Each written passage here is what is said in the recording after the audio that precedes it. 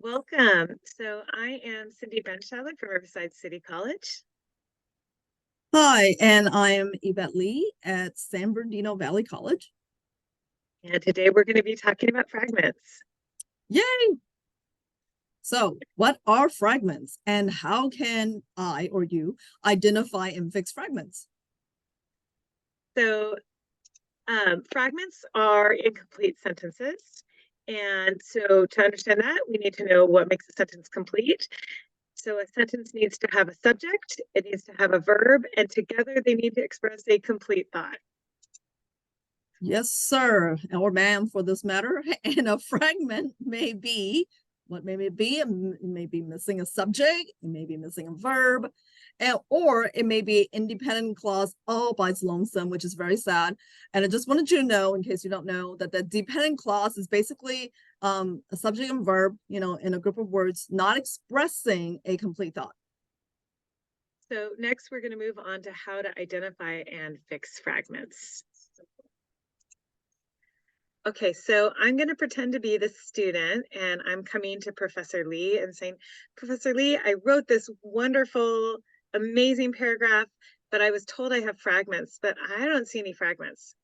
Help me. Okay, and first, I really like this topic, and I like that you're writing about Bob the cat lady. But let me read this out loud, and you can see what you think, and then pick up on if you notice anything is off. All right, so let me start. A long time ago, on a college campus in the Inland Empire, there was an English department chair named Bob, who was secretly a cat lady. Little did his colleagues know that he had cats living in his office, cats living in his bedroom, cats living in his living room, even in his car.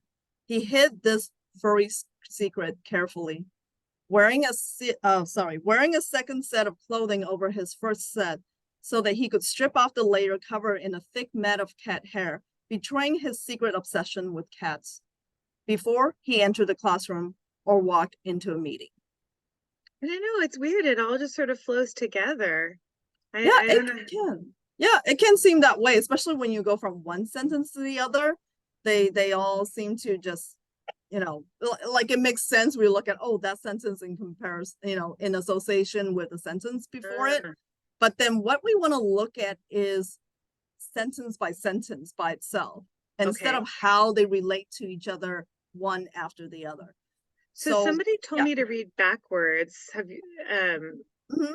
so if I said, before he entered the classroom or walked into a meeting, well, it's funny, it like when I read it the other way, it sounded fine, but now that I read it this way, it kind of doesn't sound complete. Like I have a subject, he, Mhm. I have two verbs. I have entered or walked. Mhm. So I have a subject and a verb, but now it's not sounding as complete as before. Right, because now you're wondering what happened before he entered the classroom, right? Right. Yeah. So what do you think? What sentence? Because a lot of times fragments belong somewhere. So what sentence do you think you should put this with? Well, well, he's taking off the layer of clothing, right? Mm-hmm. He could strip off the layer covered with cat hair.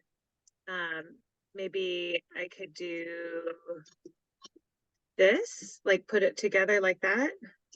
Okay. So let's see. So wearing this and this and this and this before he entered the classroom, walked into. Yeah, it's definitely getting better, but in some ways we have a It's still we a also fragment yeah, though, huh? right, Like because mhm, you're it's a right. really super long fragment. Yeah, it I'm glad you see that because I think people need to understand that just because it's long doesn't mean it's complete. You can have a really long fragment. So why do you think this is a fragment even though we have all these actions happening?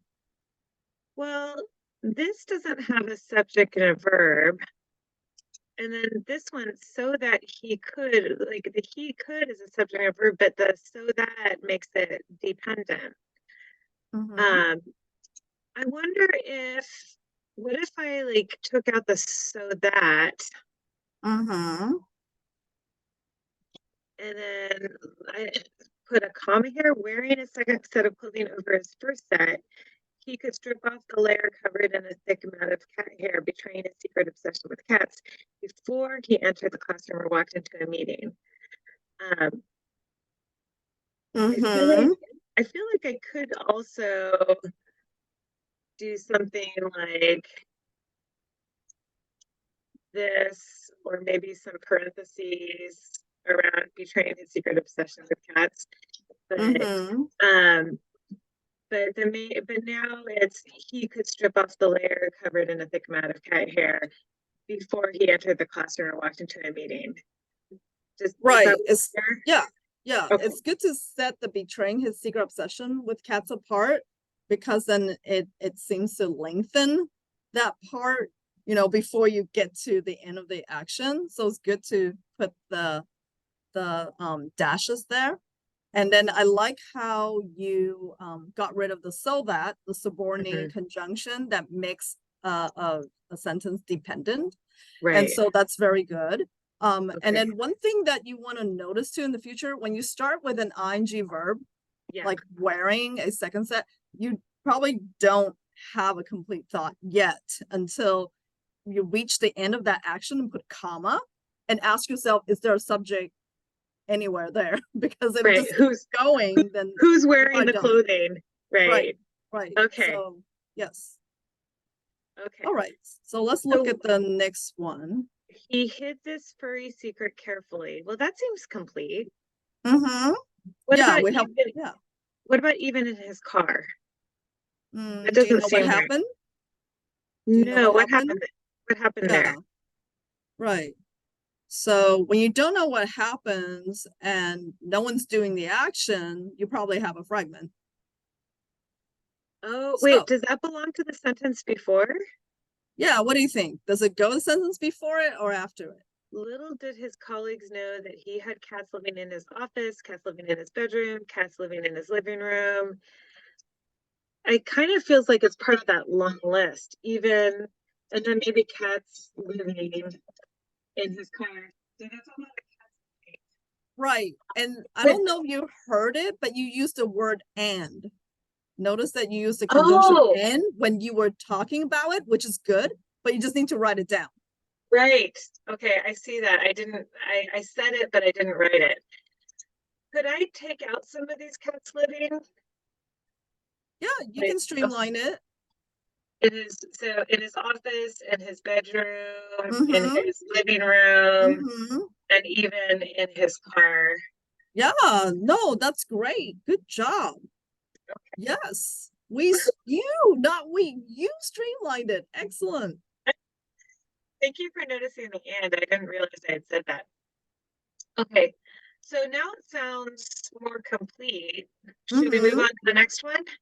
Yeah, let's go to the next one. What do you think about that? Who is secretly a cat lady? That sounds like a question.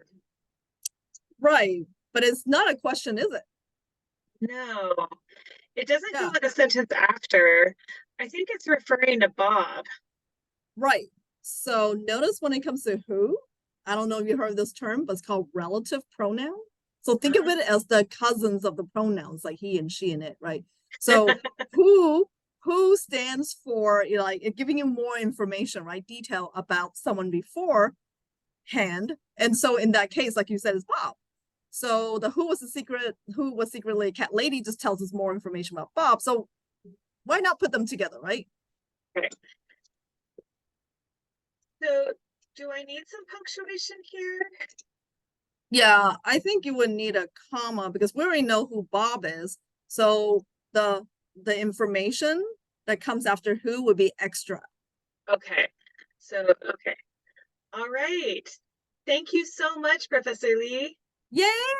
You're I've doing learned so much so about well. fragments. Yay! Yay! Good job.